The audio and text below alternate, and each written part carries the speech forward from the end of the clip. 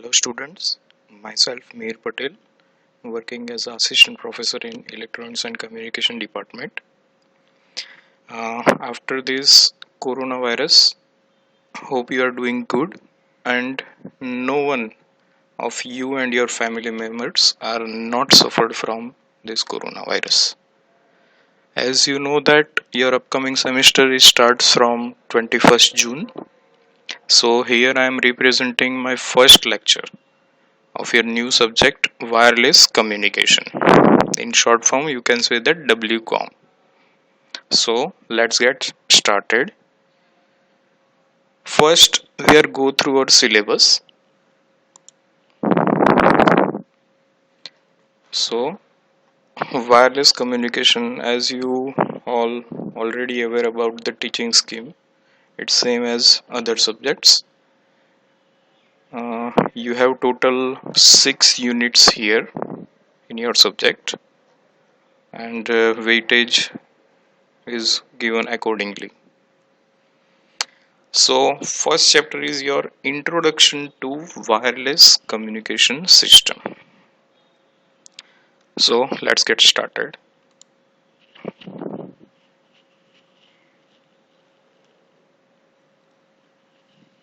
Okay. क्या है ये वायरलेस कम्युनिकेशन सिस्टम, क्या क्या हम देखेंगे इस चैप्टर में। तो पहले हम स्टार्ट करेंगे what is wireless communication, what are the types of that, what is the history of wireless communication, and what are the advantages we get of due to this wired instead of wireless communication, and what are the challenges we have to face to enforcing this wireless communication system. One by one हम detail में देखते जाएंगे इसको।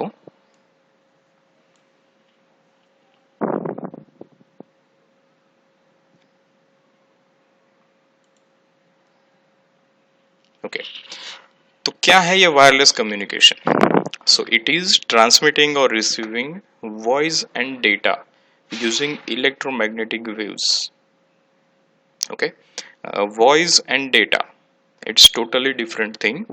आप लोगों को मालूम ही होगा कि वॉइस मतलब जो भी हम कम्युनिकेशन ओनली कॉल करते हैं वो, और डेटा मतलब हमारी डिफरेंट अभी मल्टीमीडिया जो एप्लीकेशंस होती है उसको, मतलब emails and all that you are already aware about this. तो वायरलेस, आपको मालूम ही होगा there are two types of communication, wired and wireless. Okay, तो वायर्ड का क्या मतलब है, यहाँ पे सब कम्युनिकेशन ट्रांसमीटर और रिसीवर, जब कभी भी हमें डेटा को ट्रांसमिट या रिसीव करना होता है हम क्या करते हैं, एक वायर लगा देते हैं दोनों के बीच में, ताकि हम इजीली एक जगह से दूसरी जगह पे डेटा ट्रांसफर कर सकें। पर यहाँ पे हम बात कर रहे हैं वायरलेस की। तो मतलब जो भी डिसएडवांटेज है वायर्ड कम्युनिकेशन के, वो सब हमें लिमिट करने होंगे to introduce this wireless communication. तो सबसे पहला है वेल डिफाइंड फ्रीक्वेंसी बैंड हम यूज करेंगे, जिसको हम बोलते हैं channel B. Okay, basic electromagnetic waves है ये, you already studied the subject electromagnetics. ठीक है, मतलब ये वेव्स का हम यूज करेंगे, उसकी अलग अलग प्रॉपर्टीज आपने सीख लिया है, अभी आपको वो वेव्स का यूज करना है और आपको डेटा ट्रांसमिट या रिसीव करना है। तो हम पर्टिकुलर ट्रांसमीटर और रिसीवर दोनों को एक साथ लगाने के लिए, डेटा कम्युनिकेट करने के लिए एक वेल डिफाइंड चैनल फॉर्म करते हैं। वेल डिफाइंड चैनल मतलब के पर्टिकुलर फिक्स है वो, कि ट्रांसमीटर, एक ट्रांसमीटर को दूसरे रिसीवर के साथ बात करने के लिए ये चैनल का ही यूज करना है, ये फ्रीक्वेंसी का यूज करना है। समझ में आया? Okay, each channel has a fixed frequency bandwidth and capacity. Okay, सभी चैनल मतलब you can say that it's a pipe. Okay, एक यूजर को दूसरे यूजर से कनेक्ट करने के लिए पाइप का हम यूज करेंगे, लेकिन ये पाइप क्या है, वर्चुअली है, it is made from electromagnetic frequencies. Okay, मतलब जो विजिबल नहीं है, इट इज ट्रूली वायरलेस। तो चैनल क्या होनी चाहिए, फिक्स होनी चाहिए। जो आगे जाके हम देखेंगे कि अगर हम ये एक डिसएडवांटेज है इसका कि अगर हम वायरलेस कम्युनिकेशन में यूजर्स को फिक्स चैनल दे देते हैं तो जब कभी भी वो कम्युनिकेट नहीं कर रहे होते हैं तो क्या हो जाएगा, वो फ्रीक्वेंसी हमारी पेंडिंग रहेगी, मतलब वो किसी काम की नहीं रहेगी। ओके तो एफिशिएंट यूज करने के लिए हमारे पास डिफरेंट डिफरेंट एलोकेशन फ्रीक्वेंसीज भी है। ठीक है, and third one is different channel can be use to transmit information in parallel and independently. Okay सभी यूजर्स के लिए यूनिक चैनल्स दी है तो वो पैरेलली ऑपरेटेड होती है। पैरेलल ऑपरेटेड मतलब दे आर इंडिविजुअली, मतलब एक यूजर दूसरे यूजर से कम्युनिकेट कर रहा है, वही टाइम पे तीसरा यूजर चौथे यूजर के साथ भी कम्युनिकेट कर रहा है। Okay that we needed. So these are well defined, fixed and parallel. Understand? Okay.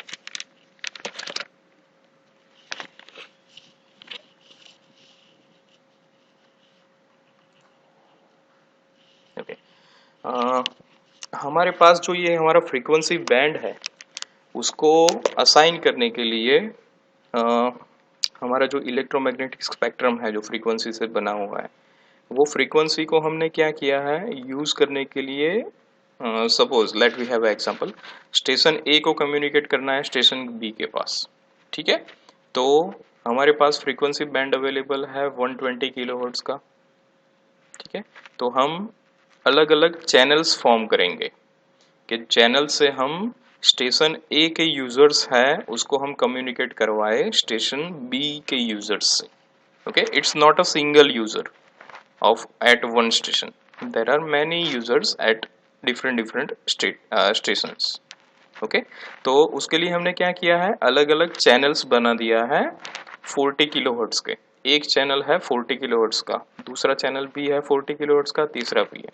मतलब एक यूजर दूसरे यूजर के साथ जब कनेक्ट एक चैनल से हो रहा है वही टाइम पे एक दूसरा यूजर तीसरे यूजर के साथ भी कनेक्ट होगा लेकिन दूसरी चैनल थ्रू। अगर वो सेम चैनल यूज करेगा तो क्या हो जाएगा, डेटा ट्रैफिकिंग हो जाएगा और डेटा ओवरलैप हो जाएगा, मतलब प्रॉपर कम्युनिकेशन नहीं हो पाएगा। Okay so we required different channels for that. अलग अलग क्राइटेरियाज भी होते हैं कि अलग अलग जो हमारे ये चैनल्स है वो चैनल्स को हम कैसे एक दूसरे से सेपरेट करते हैं। ओके यहाँ पे आप देखें तो सपोज मैं 0 से स्टार्ट करता हूँ, 0 to 40 किलोहर्ट्ज मैंने चैनल 1 को दिया है, 40 to 80 किलोहर्ट्ज मैंने चैनल 2 को दिया है और 80 to 120 मैंने चैनल 3 को दिया है। बट एक्चुअली जब ये प्रैक्टिकल इम्प्लीमेंट होता है तो ये 40 यहाँ भी है और 40 यहाँ भी है। Okay so inter channel interference will be introduced here. तो क्या हो जाएगा, कुछ टाइम पे डेटा हमारा लॉस्ट हो जाएगा जब स्टेशन ए से स्टेशन बी में कम्युनिकेशन चल रहा है तब। तो उसके लिए क्या टेक्निक्स है, we have to provide a guard band. Basically guard band क्या है कि दो अलग अलग चैनल्स को सेपरेट करता है। ओके एक पर्टिकुलर फ्रीक्वेंसी का बैंड है like 2 kilohertz and all that, तो वो ऐसी आइडियल हमारी फ्रीक्वेंसी है। ठीक है, जो जिसका काम है चैनल 1 को चैनल 2 से सेपरेट करना और चैनल 2 और चैनल 3 के बीच में एक अलग गार्ड बैंड होगा जो उन दोनों को सेपरेट करेगी। लेकिन ये इफेक्टिव मेथड नहीं है क्योंकि यहाँ हमारे पास क्या है कि फ्रीक्वेंसी का एफिशिएंटली यूज नहीं हो पा रहा है। कुछ फ्रीक्वेंसीज हमारी पेंडिंग पड़ी रहेगी, कुछ काम की नहीं रहेगी। Okay so another technique we can introduce, we have to design sharp cut off filters. कि हम अगर फिल्टर्स ऐसे डिजाइन करें कि जो पर्टिकुलर फ्रीक्वेंसी को पास करे, पर्टिकुलर फ्रीक्वेंसी को रिजेक्ट करे, तो हम ये कर सकते हैं कि without guard band we can separate channel 1 and channel 2। लेकिन उसके लिए हमें शार्प कट ऑफ चाहिए। अभी शार्प कट ऑफ डिजाइन करना, sharp cut off filters design करना, that is quite big challenge क्योंकि उसके लिए क्या है, कॉस्ट भी ज्यादा लगती है, हार्डवेयर की कॉस्ट बढ़ जाती है और मनी पॉइंट ऑफ व्यू भी वो ज़्यादा पड़ता है। मतलब डिफरेंट हमारे जो अ, क्या बोलते हैं OEMs है, वो अलग अलग टेक्निक्स यूज करते हैं, ठीक है, अलग अलग चैनल को सेपरेशन करने के लिए, ताकि उनका डेटा रेट और इंटरफेरेंस कम हो, ठीक है।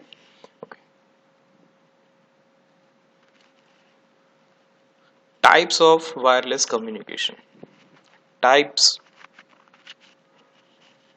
First one is mobile. What do you mean by mobile? You already know that. Mobile मतलब वायरलेस की बात कर रहे हैं। वायरलेस मतलब you have a freedom to roam from any place. तो मोबाइल अभी आपको मालूम ही होगा, आप कहीं पे भी मोबाइल का यूज करो आप कर सकते हो, even in Mumbai, even in Antarctica, okay, anywhere on the earth you can use mobile. So that is one type of wireless communication system. Second is a portable. Portable मतलब आप वायरलेस कम्युनिकेशन है, लेकिन particular distance से limited है वो। Like आपको एक जगह पे बैठ के कम्युनिकेट करना है। The best example is wifi and UWP। Wifi आप जानते ही हो कि उसकी 100 मीटर्स की रेंज होती है, लेकिन वो 100 मीटर्स में आप कहीं पे भी बैठो, रूम के किसी भी कोने में बैठो, आपको प्रॉपर कनेक्टिविटी मिलती है। You don't required wired. अगर वो आपको वायर्ड देना है तो क्या करना पड़ेगा? You can't move around. आपने एक बार वायर्ड फिक्स कर दिया, you have to stay there. तो ये क्या है? Portable wireless communication. मोबाइल और पोर्टेबल में अभी आपको डिफरेंस समझ में आ रहा होगा कि पोर्टेबल मतलब पर्टिकुलर एरिया और मोबाइल मतलब anywhere. Okay. Third one is fixed wireless. अभी ये थोड़ा समझना कॉम्प्लिकेटेड है, because it's similar to wired communication. Fix wireless मतलब क्या? ट्रांसमीटर और रिसीवर को फिक्स कर देना। समझ में आया? लेकिन हमें वायर्ड नहीं चाहिए। ट्रांसमीटर और रिसीवर क्या है? दोनों कम्युनिकेट हो रहे हैं लेकिन फिक्स है। Okay, it is not so popular technique, but there are advantages. क्या क्या एडवांटेजेस रहेंगे? First one, freedom from wires, that is the main advantage of fixed wireless. Less installation time required, less hardware required. Okay, तो मतलब wired communication के जो disadvantage है वो सब रिमूव हो जाते हैं फिक्स्ड वायरलेस में।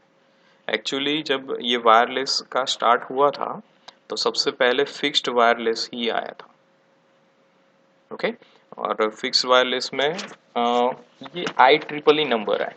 IEEE आप जानते ही होंगे, वर्ल्ड वाइड इंटरनेशनल ऑर्गेनाइजेशन है, कि जो ये डिफरेंट डिफरेंट जो हमारा रिसर्च होता है, जो नई नई टेक्निक इंट्रोड्यूस्ड होती है, उसको एक पर्टिकुलर डोमेन में इंट्रोड्यूस करने के लिए एक नंबर देती है।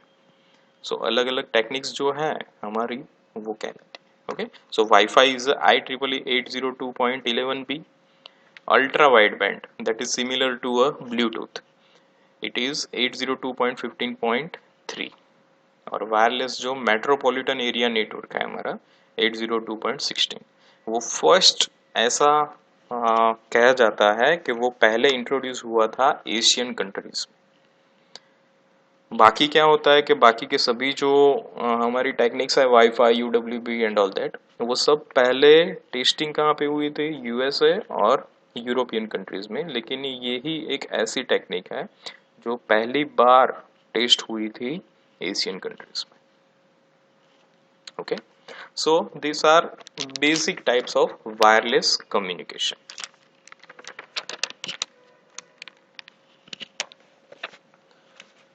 Next, okay, typical frequencies are used for various applications.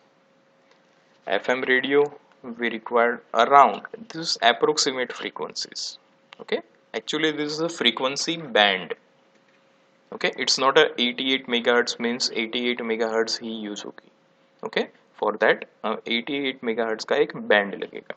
Okay, तो एफएम के लिए अलग फ्रीक्वेंसी है, टीवी ब्रॉडकास्टिंग के लिए अलग है, जीएसएम फोन्स के लिए GPS, PCS, Bluetooth and wifi. Bluetooth and wifi generally high frequency applications है. Okay, so these are typical frequencies that we are used in wireless communication. Wireless communication में basic जो है वो है ये electromagnetic spectrum. Electromagnetic spectrum money point of view भी बहुत अच्छा है, वो गवर्नमेंट को बहुत सारे पैसे कमा के देता है. ओके, और ये फ्रीक्वेंसी इलेक्ट्रोमैग्नेटिक स्पेक्ट्रम है, उसकी फ्रीक्वेंसी को अलग अलग ओईएम्स को वो लोग यूज करने के लिए देते हैं. आइडिया, एयरटेल, सबको अलग अलग.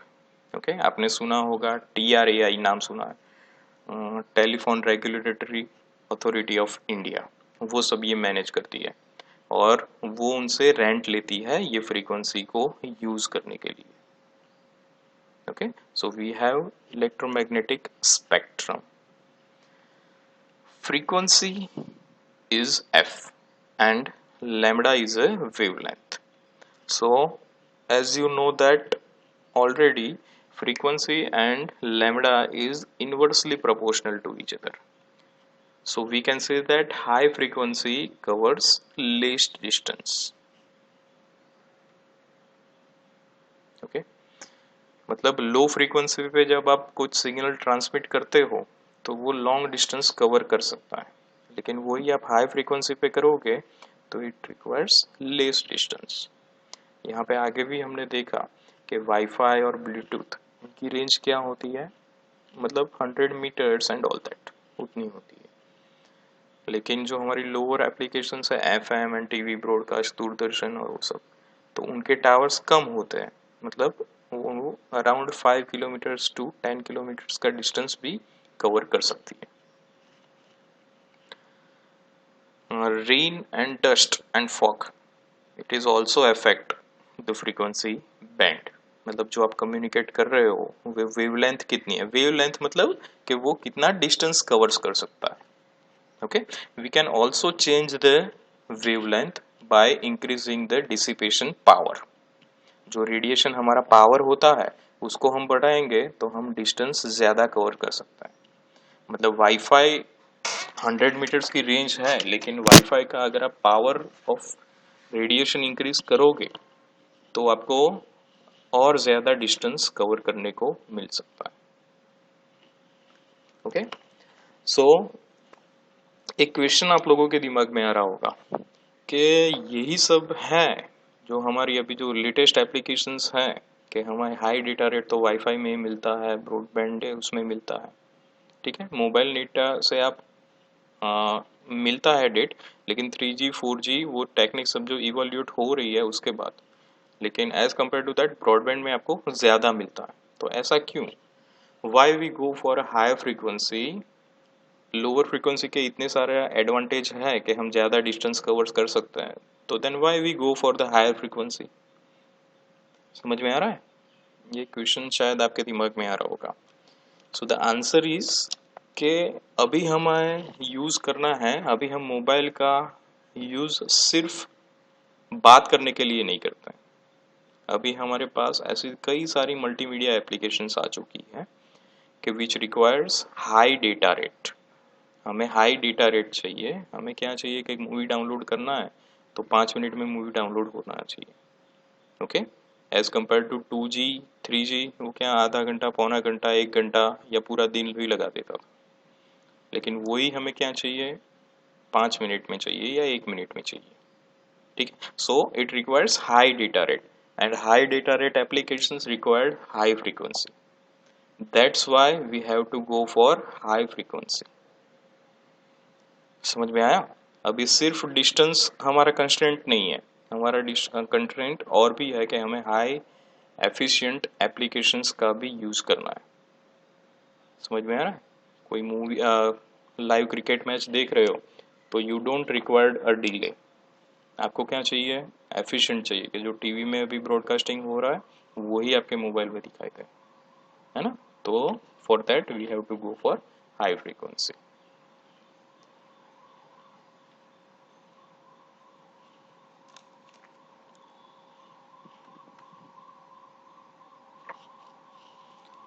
जेम्स मैक्सवेल, उन्होंने ये इंट्रोड्यूस किया था इलेक्ट्रोमैग्नेटिक स्पेक्ट्रम, मतलब ये कम्युनिकेट हो रहा है वायरलेस से।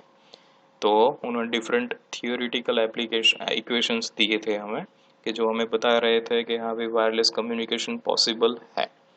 लेकिन इन्होंने कोई एक्सपेरिमेंट नहीं किया था, ओनली थियोरिटिकल ही किया था।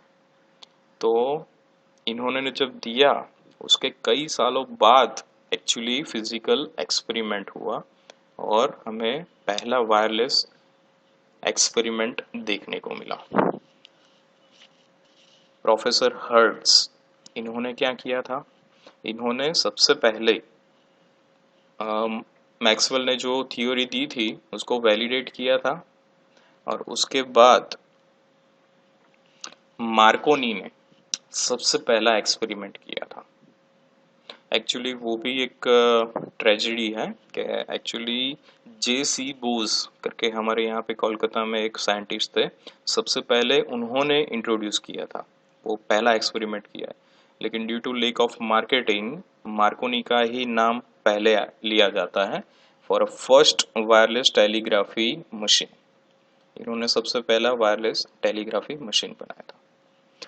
उसके बाद सबसे पहले रेडियो वेव्स 1920 में रेडियो, फर्स्ट रेडियो हमारा इंट्रोड्यूस हुआ कि जो हम वॉइस को एक जगह से दूसरी जगह पे वायरलेसली ट्रांसमिट कर सकें।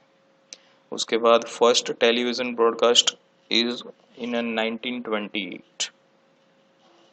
okay, after that in 1973 Martin Cooper developed first cellular phone, wireless phone, जिसे हम कोर्डलेस बोलते थे वो टाइम पे। वो फोन पहले इंट्रोड्यूस किया था 1973 में। ओके, उसके बाद डिफरेंट डेटा ट्रांसमिशन के लिए 1960s और 1970s के बीच में एक्चुअली डेटा ट्रांसमिशन स्टार्ट हुआ हमारा फ्रॉम अ बेल लैब। 1980 सबसे पहले वो एक्सपेरिमेंट किया कि जिससे डेटा ट्रांसमिशन का possible. And in 2003 to 2008 we have a much cellular subscriber। 2003 में थे 150 M subscriber in US only, while in 2008 we have 300 million subscriber all over the world, even in India। Okay, so this is a history of wireless communication। अभी आज के PPT में हमने देखा कि क्या है वायरलेस, ओके, उसके टाइप्स क्या हैं और हिस्ट्री। ठीक है, नेक्स्ट पीपीटी में हम देखेंगे, नेक्स्ट वीडियो में हम देखेंगे कि हमारा क्या क्या एडवांटेजेस है that we are get from this wireless, और क्या क्या चैलेंजेस हमें फेस करने पड़ेंगे for this to achieve this. Okay, so for the first lecture that's it। uh, you can contact me for any questions, or you can search from YouTube as well कि wireless communication की history क्या है। Okay, truly wireless communication है क्या। Now you are a communication engineer, you are going to be a communication engineer, so you should have a knowledge, technical knowledge of each and everything। okay, thank you।